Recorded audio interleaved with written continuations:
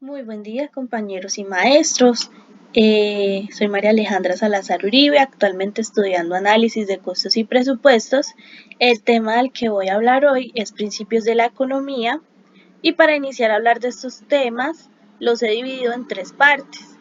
Cómo las personas toman sus decisiones, cómo interactuamos como individuos y cómo funciona la economía en conjunto.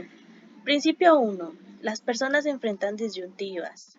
La vida está llena de disyuntivas, desde el estudiante que decide cómo distribuir su tiempo hasta los padres que eligen cómo gastar sus ingresos, o las sociedades que deben balancear la inversión con el gasto en bienes de consumo. Todos enfrentamos decisiones difíciles que nos obligan a sopesar diferentes opciones y sus consecuencias. Por ejemplo, tienes que decidir entre aceptar un trabajo bien pagado, pero que no disfrutas, que no te apasiona, o seguir una carrera que realmente te causa un interés, que te apasiona, pero tener un futuro incierto. Cada decisión que tomamos implica un sacrificio. Si elegimos estudiar en lugar de salir con amigos, renunciamos a un momento de diversión, pero ganamos conocimiento.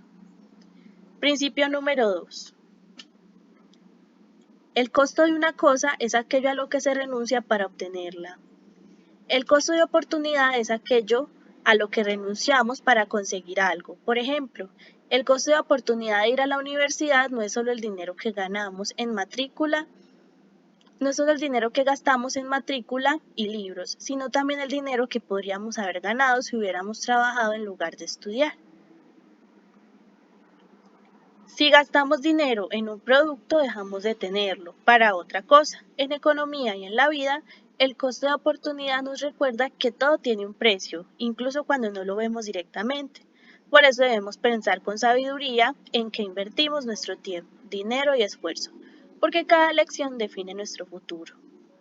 Principio 3. Las personas racionales piensan en términos marginales. Las personas racionales, al tomar decisiones, no se detienen a analizar cada aspecto de una situación en su totalidad. En cambio, se enfocan en que los pequeños cambios o ajustes que pueden realizar, evaluando cuidadosamente los beneficios y costos adicionales que estos cambios implican. En la vida no tomamos decisiones de todo o nada, sino paso a paso. Pensar en términos marginales significa evaluar los beneficios y costos adicionales de cada decisión que tomamos. En economía, las empresas también piensan en esta manera, evaluando si producir una unidad más de algo generará más beneficios que costos. Pensar en términos marginales nos ayuda a tomar decisiones más racionales y eficientes, tanto en economía como en nuestra vida diaria. Principio 4. Las personas responden a incentivos. Se enfoca en cómo los incentivos influyen en decisiones y en el comportamiento de las personas. Un incentivo es cualquier cosa que induce a una persona a actuar, ya sea una recompensa o un castigo. Se asume que las personas racionales responden a los incentivos al comparar los costos y beneficios en sus acciones. Los incentivos están en todas partes. Son las recompensas y consecuencias que nos guían en nuestras decisiones diarias.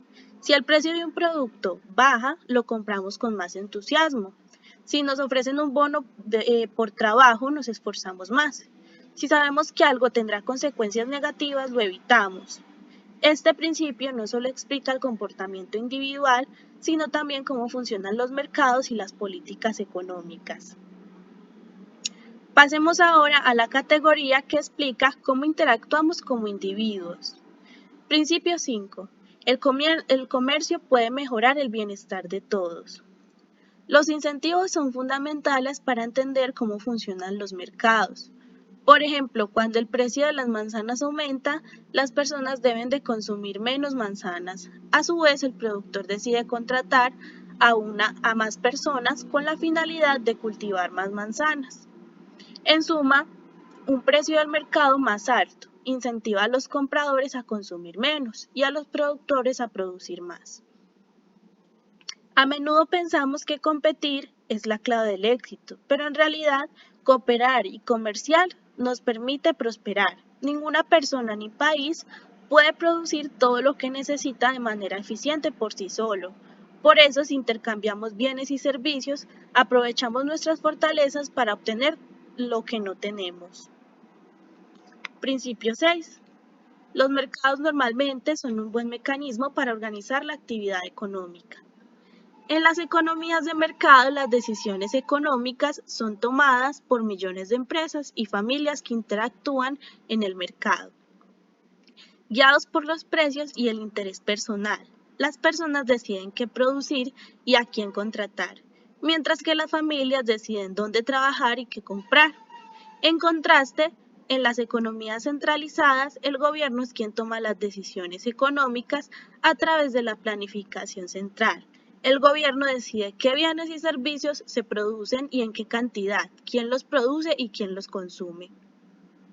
Cada día, millones de personas toman decisiones económicas, qué comprar, qué vender, dónde trabajar. A pesar de que nadie dirige estas direcciones de manera centralizada o quiere decir de manera directa, el mercado organiza todo de forma eficiente. A través de la oferta y la demanda, los precios se ajustan a los recursos que tiene cada individuo, se distribuyen donde más se necesitan. Adam Smith llamó a esto la mano invisible.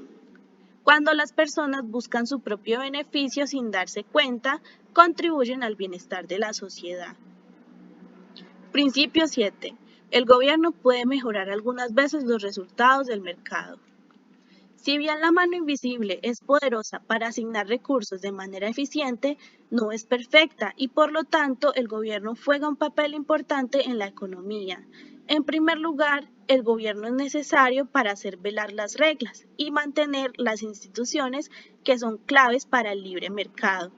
Esto incluye la protección de los derechos de propiedad, ya que sin ellos las personas no tendrían incentivos para producir o invertir.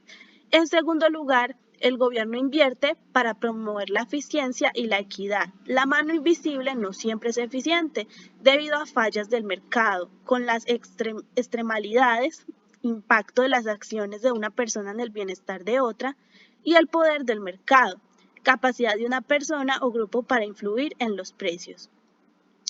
En estos casos, la intervención del gobierno puede mejorar la eficiencia económica. Mediante leyes, impuestos y regulaciones, el gobierno puede proteger a los consumidores y garantizar la competencia y ofrecer bienes y servicios esenciales como la educación y salud. Sin embargo, esta intervención debe de ser cuidadosa y equilibrada, porque una mala regulación puede generar más problemas de los que resuelve. Pasemos ahora a cómo funciona la economía en conjunto. Principio 8. El nivel de un país depende de la capacidad que tenga para producir bienes. La capacidad de un país para generar bienes y servicios define en gran medida su nivel de desarrollo y bienestar. Esta capacidad productiva no es un concepto simple, sino el resultado de una compleja interacción de factores que incluyen la disponibilidad de recursos naturales, la calidad de la fuerza laboral, la infraestructura, la tecnología y las instituciones. Los países con altos niveles de vida tienen algo en común, y es que producen bienes y servicios de manera eficiente. Esto ocurre por casualidad. Esto no ocurre por casualidad, sino gracias a la educación, la tecnología y la inversión en capital. Cuanto más productivos sean los trabajadores, mayores serán los salarios y el acceso a mejores condiciones de vida. Principio 9. Cuando el gobierno imprime demasiado dinero, los precios se incrementan. En resumen, este principio explica que si un gobierno aumenta la cantidad de dinero en circulación más rápido de lo que crece la inflación es un aumento generalizado de los precios de los bienes y servicios en una economía. Esto ocurre porque al haber más dinero disponible, pero la misma cantidad de bienes y servicios, el valor del dinero disminuye y se necesitan más unidades de dinero para comprar lo mismo. Si hay más dinero, pero la cantidad de bienes no aumenta, todo se vuelve más caro. Hemos visto casos extremos en la historia, donde la inflación destruye economías y empobrece a la gente. Por eso es fundamental que la emisión de dinero sea controlada y equilibrada, porque la estabilidad de la economía depende de ello. Principio 10. La sociedad enfrenta a corto plazo una disyuntiva entre inflación y desempleo. A corto plazo, las autoridades económicas se enfrentan a una disyuntiva entre reducir la inflación, aumento generalizado de los precios, y reducir el desempleo. Esto se debe a que las políticas que reducen la inflación, como la reducción de gastos públicos o el aumento de las tasas de interés, pueden llevar a un aumento del desempleo. Por otro lado, las políticas que buscan reducir el desempleo, como el aumento de gastos públicos o la disminución de las tasas de interés, pueden generar un aumento en la inflación. Cuando el gobierno impulsa la economía, por ejemplo, con más dinero en circulación, puede reducir el desempleo a corto plazo, pero esto también puede generar inflación. Por otro lado, si se controla demasiado la inflación, el crecimiento económico se frena y aumenta el desempleo. El desafío está en encontrar un equilibrio entre las dos. Las políticas económicas deben de ser cuidadosas para evitar caer en crisis que afecten a millones de personas. En conclusión, la economía es el resultado de millones de decisiones diarias. A través de los 10 principios de la economía, entendemos cómo funcionan los mercados, el impacto del gobierno y la importancia de la productividad.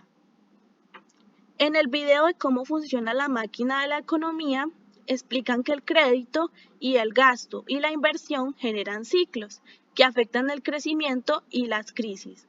Si comprendemos estos conceptos, podemos mejorar decisiones y contribuir a una economía más equilibrada y próspera. En resumen, la economía no es solo números en la base de nuestra vida y nuestro futuro. Muchas gracias por la atención prestada. Que tengan muy buen día.